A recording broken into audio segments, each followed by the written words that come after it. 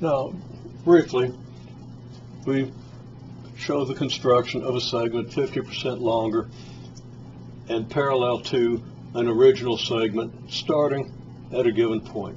So here's our original segment.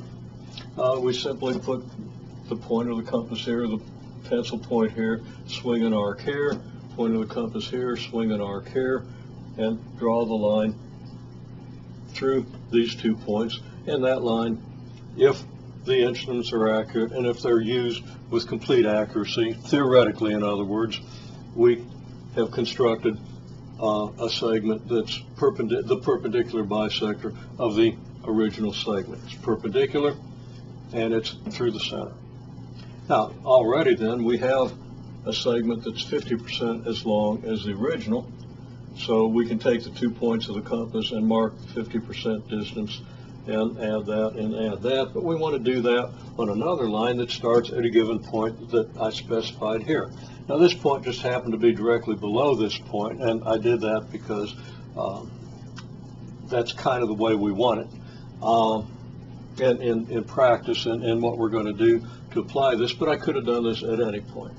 Okay, so the task is then to get a line through this point that's parallel to this segment. Now, it's very easy to get a line that's parallel to this one, okay, to this segment.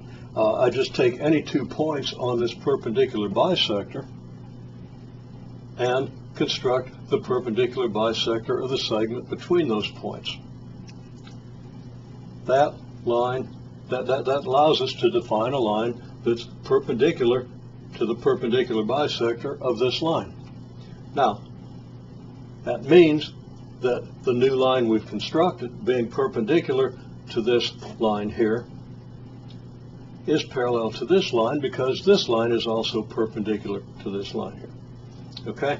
So, when we get done, we're going to guarantee that if our construction has been done with 100% accuracy, we have a line that's 100% parallel. Again, in the real world, it's not possible to be 100% accurate. And with the instruments I'm using here on the board, it's even more difficult to be 100% accurate. To be even, accurate to within what we can see with our eyes. Okay. Well, anyhow, I construct this segment, and now I want to construct a line that's not only perpendicular to this segment, but goes through this point here. How do I do that? Well, I put the compass point here and I swing an arc here. Now, from this point to this point, and from this point to this point is the radius of the circle that I would have if I completed this entire circle, so that this distance is equal to this distance, making a triangle from here to here to here to here, isosceles.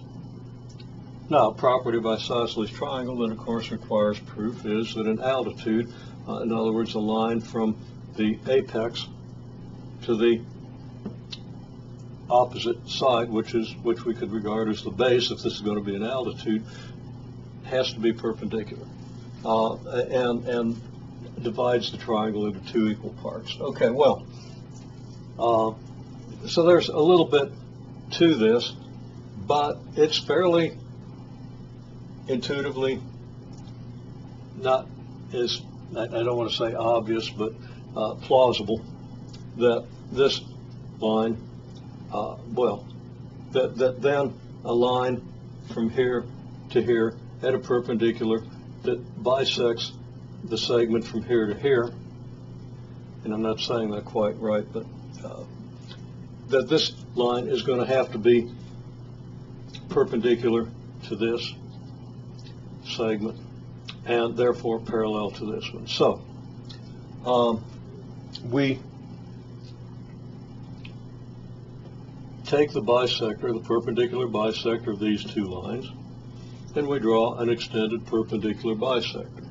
Okay, and as I drew it, it stops at this point, but it could have gone beyond this point.